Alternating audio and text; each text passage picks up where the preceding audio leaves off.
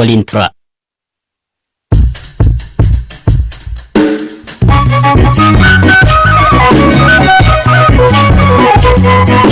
Oltiin nagaa dhaggeeffattoota keenya sagantaan raadiyoo BBC Afaan Oromoo stuudiyoo keenyaas Naayiroobii jiru irraa isin bira gahuu eegaleera. Sagantaa har'aatiin tajaajilawwan bilbilaa ibsaa intarneetiif baankiin kan hin jirre Tigraay keessatti namoonni akkamiin jiraachaa jiru? አስተያየት የሰጡን ሰዎች እንደሚሉት ከሆነ akka namootni yaada kennan jedhanitti yoo ta'e baankiin cufaadha. Kanaaf maallaqnis salphaatti hin argamu.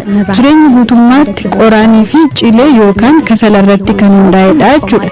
Dhimma kanarratti mootummaan federaalaa baatii tokko darbe keessa birriin miliyoona 59 ol Tigraayitti ergamuu himeera. Itti deebina. Koomishiniin mirgoota namummaa Itoophiyaa Wallagga Bahaa Kiiramuutti namoonni nagaa ajjeefaman jechuu fi dhimmicha irratti ibsa waraanni bilisummaa Oromoo baases ni dhageessu. Oduu gaggabaabaa addunyaaf odeessaalee biraallee harkaan qaba. An beekaa Toomaati.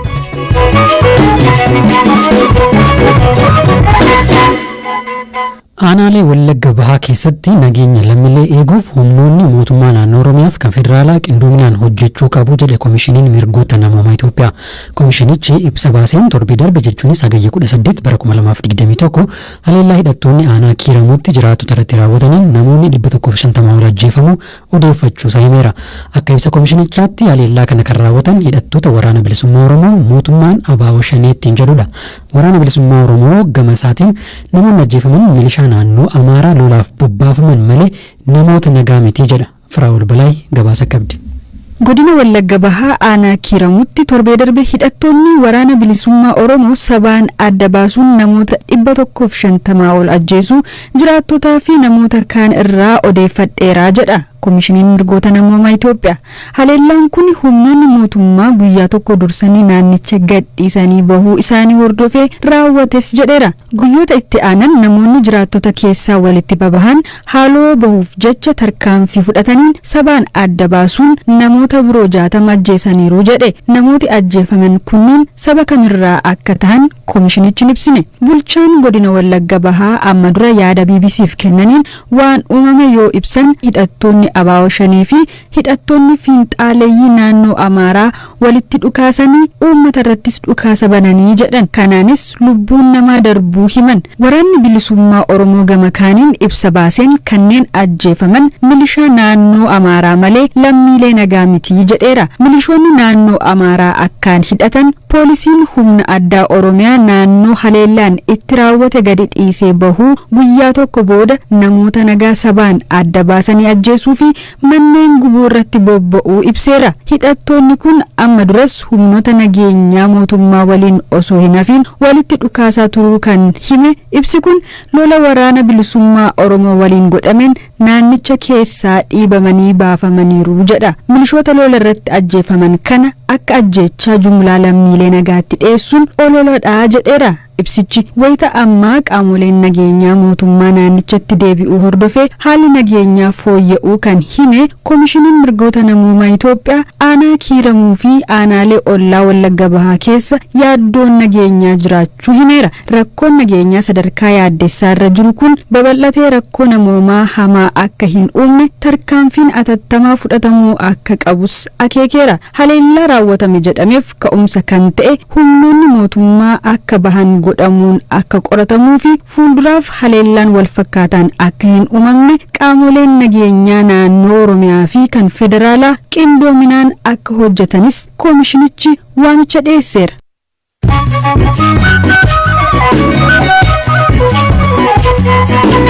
raadiyoo BBC Afaan Oromoo dhaggeeffataa jirtu kanumaanin oduu gaggabaabootti ce'a. Humnootiin TPLF naannolee Amaaraa fi Affaar keessatti haleellaa raawwataniin lakkoofsi namoota buqqa'anii 500 darbu dubbiimtuun waajjira ministeera muummee Billanee Siyyuum himan. Haa ta'u malee deeggarsi lammiilee naannoo Affaar fi Amaaraa keessatti miidhamaniif kennamaa jiru gahaa akka hin taane himuun dhaabbileen gargaarsaa deeggarsa akka taasisan guddisan waamicha dhiyeessaniiru. Ministeerri saayinsii fi barnoota olaanoo dhaabbata barnoota saayinsii fi aadaa UN UNESCO waliin ta'uun barnoota nagaa kennuufi jedhe. Barnooti kunis bara dhufurraa kaasee dhaabbilee barnoota olaanoo filataman 6 keessatti kennama. Kunis dhaabbilee barnootaa keessatti nagaan dhabamuu furuuf yaadamee ta'uu tajaajilli oduu Itoophiyaa gabaaseera. Afgaanistaan naannoo buufata xiyyaaraa Kaabulitti dhohiinsa mudateen namoonni 13 yoo du'an namoonni 60 miidhamanii gara hospitaalaa geeffamanii yaalamaa akka jiran Taalibaan mirkaneesse. Loltoonni galaanarraa Ameerikaa 4 haleellaa kanaan ajjeefamaniiru. Xiinxaltoonni siyaasaa dhuunfa kana raawwate garee hidhattoota IS ta'uu himu. Daandiin xiyyaara Ameerikaa keessa jiran keessa sadarfarra akka jiru daandiin xiyyaara Deeltaa hojjettoota isaa talaallii COVID-19 fudhanne ji'aan $200 dabuuf akka jiru beeksise. Hojjettoota talaallii marsaa lamaanuu fudhatanii vaayirasichaan qabaman qofaaf kaffaltii wal'aansa fayyaa akka kennullee ibseera. Oduuleen gaggabaaboo sanuma kana.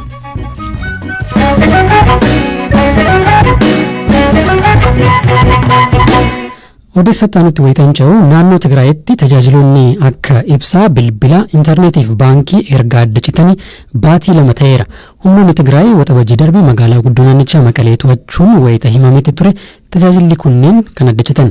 Bakka tajaajiloonni kunneen hin jirretti naannichi maal keessa akka jiru baruu rakkisaa turullee BBC namoota muraasa dubbisuun jireenyi Tigraayitti maal akka fakkaatu haga tokko hubachuu danda'eera. Namoota kana ka dubbiste waa'ee lakoo BBC Tigrinya Haannaa Zaraasiyoon waliin turtii gabaabaa godheen ture. Gaaffiin koo jalqabaa bakka bilbilaaf intarneetiin hin jirretti akkamiin namoota kana dubbisuu dandeesse ka jedhu ture. እኔ ያናገርኳቸው ሰዎች በሁለት መንገድ ነው ያገኘኋቸው። አንዳንዶቹ አኒ ነሞተን ዱብሴ ከራ ለማኔን አርገደ ገሪን ኢሳኒ መቀሌራ ኪሎሜትር ሶዶን ፈጋቴ ከን አርገምቱ በከ ዳንጋ አፋር ጅርቱ ሚላዛት ጀደምቱ ኔትወርክ ናኖ አፋር ዋን ሆጀቱ bilbilu ወይታ አች ደመን አርገደ ዱብሴ ገሪን ኢሳኒ አሞ ከራ ሆጀቱ ተዳብለ ኢድላ አዱኛ ቶኮ ቶኮ መቀሌ ኬሰ ጅረኒ ጋፊ ኮ ኤርጌን ሆጀቶኒ ኩን ነሞተን ኡፍ ጋፈታኒ ገረ ዋጅራሳኒ ዮዴበን ኢንተርኔቲ ዋን ቀበኒ ዴቢ ኢሳኒ ሙፈርገን ሀለ ከናኒን ሀገ ቶኮ ማልቱ ተአጅራ ከንጀኡበቹፍ ከንን ያለ ዋን ነሞትን ትብስኔ ኩኑቲ ማን ከነገሩ bilbilis ኢንተርኔቲን ጉቱማት ዋን እንጅረ ቢፈ ወላበቴን ምርከነፈቹ እንደንደዩ ኢንፎርሜሽን በኢንዲፔንደንት በሆነ ወይ መረጋገጥ ግን አልቻልንም ማለት ነው። አየ ምን ነሞኒ ዱብፍት ማል ስትመን ጅሬኝ ማል ፈካታ ማልኛቻ ጅሮ አከምን ጅራቱ መቀሌ ኬስ ጅሬኝ ማል ፈካታ አስተያየት የሰጡን ሰዎች እንደሚሉት ከሆነ አከ ነሞትን ያደ ከነን ጀደንት ይወቴ ባንኪን ጩፋድ ሀቶ ማለ ነሞኒ ባንኪ ኬስ ጋ ማለቀ ቀበን ደብተራ ኢሳኒ ቀባተኒ ደቀኒ ጀቲ ብሪ ኩመለመ ባፈቹ ደንደው ማለቅኒ ሃራን ሲፍ እርገሙ ገሩ ሲስተም ረቱ ዋን ሂሙልስኔ ፍዳቹ እንደንደሱ ከናፍ ነሞትኒ ሙራስኒ ማለቀኒ አርገቱ ፍራፊ ማቲፍ ወሊፍ ቆደኒ ጅራቱ ሆጂን ሂንጅሩ ኬሳው ሆጂሌን ሁነ ኤሌክትሪኪ ፊ ኢንተርኔቲ በርባደን ጉቱማት እንጅረን ከናፍ ማለቅኒስ ሰልጳቲን አርገሙ ጅሬኝ ጉቱማት ቆራኒ ፊ ጭሌ ዮካን ከሰላረቲ ከንዳይዳ ጁዳ ከናፊስ ገቲን ቆራኒ ፊ ከሰላ ደበሌር ደበሊን ገቲን ጉዳን ከን ኡለቴ ገሩ ዘይት ኛታ ረቲ ጀዱ ሊትሪን ቶኮ ብሪ ኢበሸንቲ ጉርጉረማ ጅራቹ ነቲ ማኒር ማንን ኛታ ደርቤ ሆጀተኒስ ገቲ ደበለኒ ጅሩ ገቲ ኛታ ደበሉ ፊ ብሪን ዳበሙን ወልቀበቴ ነሞኒ ወልገርጋራ አከጅረን ከኑቲንቴ ዱበርቲን ዱብስኔ ቶኮ ነሞትኒ ዋን ኛታን ዳበኒ ረከተን አከጅረኒ ሲንቲ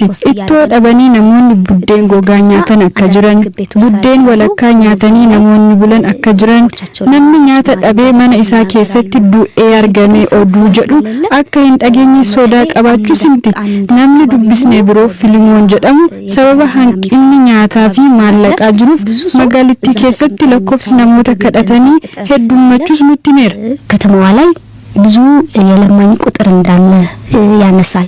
ጋኛታን ለቲ ጅሬኝ ጉዮ ከሰቲ ነምኒ ወል ቁነሙ ቀባ ከናንጀቴቲ ኢብሳን እንጅሩ ኢንተርኔትን እንጅሩ ብልብል እንጅሩ ነም አከሚት ወልቁነማ ጅራ ነሞኒ ተዱብስቲ ማል ስትመን 5 ሰዎች ናቸው እንግዲህ አክሰስ ለማድረግ ይመ ነሞኒ ሸነን ከን አኒ ዱብሱ ፊያለ ሸነኑ ዋን ወልፈካታ ነቲመን ነሞኒ ሀለ ለማዮኪን ሰዲን ወለርጉ ቶኮ ቤለማን ነሞኒ ቶኪቸ ወለርገን ጋፍ አከና እዱ አከናት ወለገራ ጀደኒ ወልቤለመኒ ወለርጉ ከራም ብራ ፈኬኛፍ ነምን ፊልሞን ጀደሙ አከኑቲሜቲ ካፌ አከዊርቱ ወደፈነት አደባፈተን ቀቡ አች ደመኒ ኤርጋ ወሊፍካ namoota Tigraayin ala jiran quunnamuuf ammoo bakka duraan siin jedhe Milaazaat jedhamtu daangaa Affaar jirtu deemu.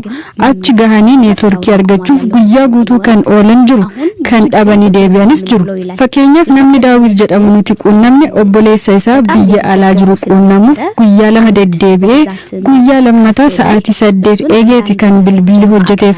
Sanuu nuti nagaa keenyaa hin yaadda'inaa waliin jechuuf malee waan biraa haasoof neetworkiin laafaa ta'uu nutti himeera. Namoonni hedduun guyyuu garasitti akka imalan, namoonni hedduun lafa ol ka'aatti bahanii bilbila yaalaa akka oolanis nutti himeera. ስልክ በመሞከር ምናምን እንደሚያሳልፍ ነግረውናል ማለት ነው። Egaa kan manatti himtetti namni bilbilaalee bilbilachuudhaaf magaalaa keessa bahuun hin jira.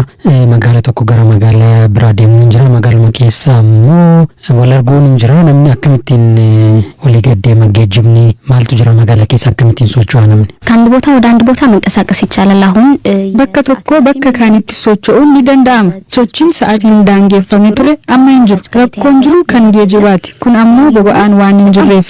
Yoo jiraates baay'ee qaaliidha. Litiriin tokko birrii 200 hanga 500tti gurgurama. Namootni bilbila bilbiluuf magaalaa bahan kanneen konkolaataa qabanii fi baankii keessaa maallaqa qabanidha. Namni kaan badaa hin socho'u. Ergaa yoo qabaate warra deemanitti ergata.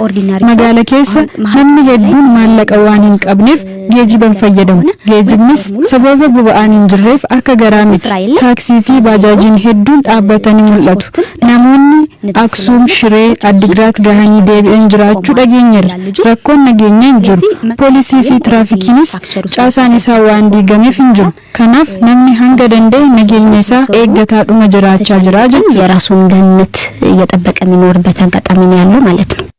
Hanna wada sashitiif nan galateeffadha. Oduma kanaan wal qabatu naannoo Tigraay bulchaa akka jiru TPLF tajaajiloota kunneen adda kutuun uummata Tigraay jilbeeffachiisuuf yaalaa jira jechuun mootummaa federaalaa kumata. Ammaan kana sababoota tajaajiloonni kunneen ugguramaniif Tigraay keessatti namoonni miliyoona tokkotti siqan fiixee beelaaf saaxilamuu irra gahaniiru jedha TPLF. Hawaasni idil addunyaa ministeera muummee Abiyyi Ahmad uggura kana akka kaasu tarkaanfii qabatamaa fudhachuu dhabuu isaatiinis komateera. Mootummaan federaalaa gama kaaniin TPLF dhukaasa dhaabuu waan dideef tajaajiloota adda citan suphanii deebisuun rakkisaa ta'uu hima. Gama kaaniin guyyaa har'aa miidiyaaleef ibsa akka kennan dubbiimtuun waajjira ministeera muummee Itoophiyaa Bileenii Siyyuum Tigraay deeggarsa namoomaatti dabalataan dhiyeessiin akka boba'aa fi maallaqaa qaqqabaa jiraachuu himaniiru. As of yesterday, August 25, 2000. Hanga kaleessa hagayya 25 2021tti konkolaataawwan fe'umsaa 457 gara naannoo Tigraay bobbaafamanii jiru. Kana keessaa 318 achi gahuun isaanii mirkanaa'eera. Meeshaaleen nyaataa fi nyaata hin ta'in, galteewwan hojii qonnaa fi boba'aan wantoota dhaabbilee 20 ta'an gargaarsa gochaa jiraniin gara naannichaa geeffamanidha. Adoolessa 14 fi hagayya 14 gidduutti birriin miliyoona 59 ol yookaan doolaara miliyoona 1 kan caalu dhaabbilee kanaan garasitti dabarfameera. Dhiyeessiiwwan qonnaa, sanyii fi xaa'os itti fufee jira. Fertilizers included has also continued.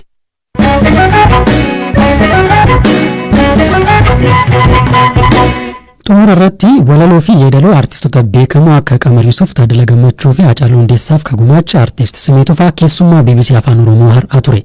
Yeroo ammaa Ameerikaa akka jiraatu Simeen ganna tokko dura akka ajjeefame artist Hacaaluu Hundeessaaf hiriyaadha. Hacaaluu waliin akkamiin akka wal baran yoo ibsu.